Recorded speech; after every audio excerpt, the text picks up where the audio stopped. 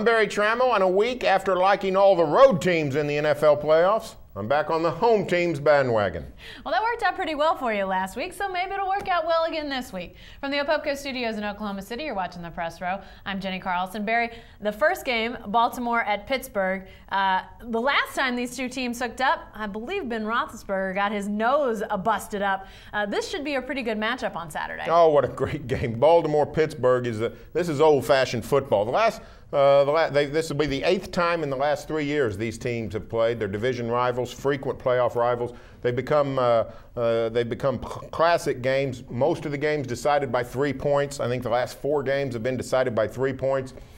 Baltimore's playing very well, but I like Pittsburgh because of that defense. I think Roethlisberger's a big-time quarterback in the playoffs.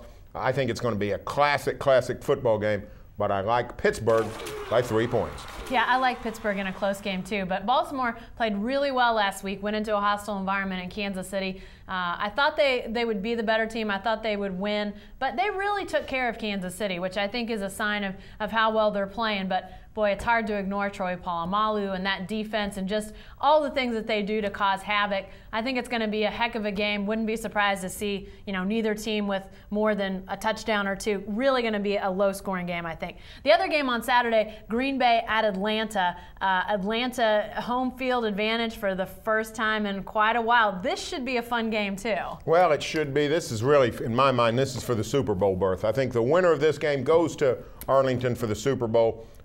This is the one road team I'm picking. I'm going with Green Bay. I love the Packers. I love everything about their season. They've overcome adversity. They've lost some close games in difficult situations. I think they're overall the best team in the NFC. Aaron Rodgers last week gets the big road win at Philadelphia. I think he gets it at Atlanta. The Falcons, Curtis Lofton spearheading an excellent Falcon defense. Matt Ryan's a good young quarterback. I love Mike Smith, the coach.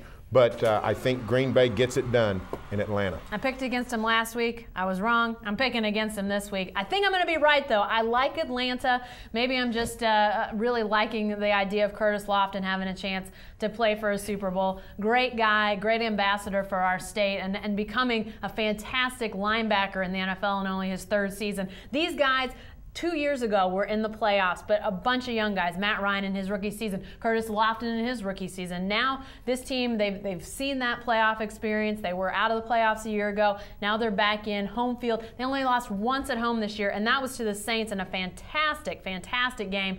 So I'm going with Atlanta, but again, when you get to this point in the playoffs, all these games are going to be good. What about the Sunday games? Seattle at Chicago, our big surprise winner from a week ago, now going to Chicago. Can Seattle pull another upset here? Well, I think they probably can because I'm not all that crazy about Chicago. Here's what's interesting about the Seahawks.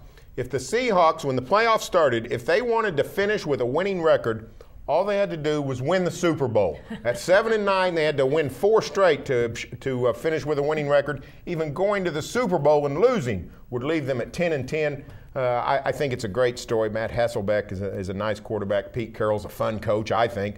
So Seattle's a fun team. But when you go 7-9, that means you're not very good.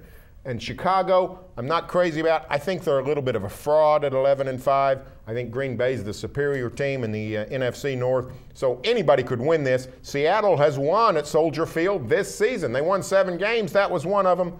But I think Chicago gets it done this week. I think it'll be cold at Soldier Field. I think that Bear defense will take over. I don't think Jay Cutler will throw the ball to the Seahawks, and I think the Bears get a victory. Yeah, I think the Bears win too, but I tell you what, it's hard for me not to pick Seattle again. I'd just like to see a Cinderella get a ways through the NFL playoffs. You don't often have a team that's really seen as a true underdog in the playoffs that really makes a push, but these guys, obviously, with that losing record coming in, everybody thought they shouldn't be in the playoffs, and then to have a home field game, really thought that shouldn't happen. But, win their division. They got that right to host that game. They made the most of it, a fantastic win over the Saints. So clearly they can get the job done. I just think in Chicago gets a little bit of an advantage, wins a close game.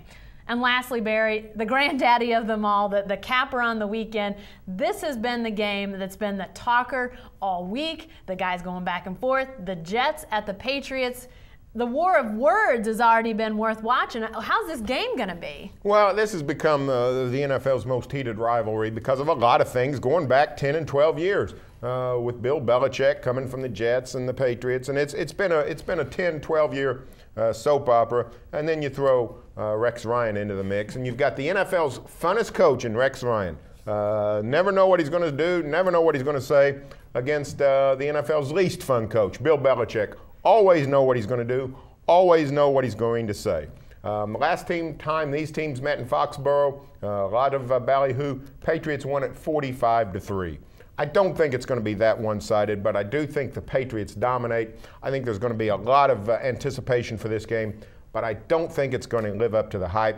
I think the Patriots win, and I think they win easily. Yeah, I like the Patriots in this game too. No 45-3 this time around, but you know the Jets, they're great fun to watch from afar. I'm glad I don't cover them because they frankly have given me a heart attack by now, probably all the craziness that they've had this season.